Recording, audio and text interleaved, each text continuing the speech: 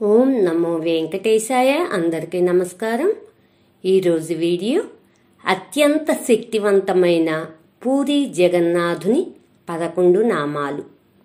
ఓం ఉచ్ఛిష్ట జగన్నాథాయ నమః. ఓం శ్రీ క్షేత్ర జగన్నాథాయ నమః.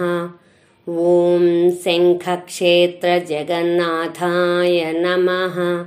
ఓం పురుషోత్తమ క్షేత్ర జగన్నాథాయ నమః. ఓం నీలాద్రి జగన్నాథాయ నమః. ఓం ఓఢ్యానపీఠ జగన్నాథాయ నమః. ఓం మత్స్య వైకుంఠ జగన్నాథాయ నమః. ఓం యవనికాతీర్థ జగన్నాథాయ నమః.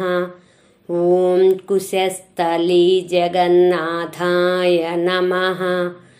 ఓం పురీక్షేత్ర జగన్నాథాయ నమః.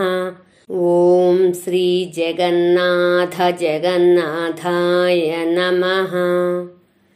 ఓం నమో నారాయణాయ నమః. Please subscribe, please like, share, comment. మరిన్ని శ్లోకాలతో నెక్స్ట్ వీడియోలో కలుద్దాం. ధన్యవాదములు.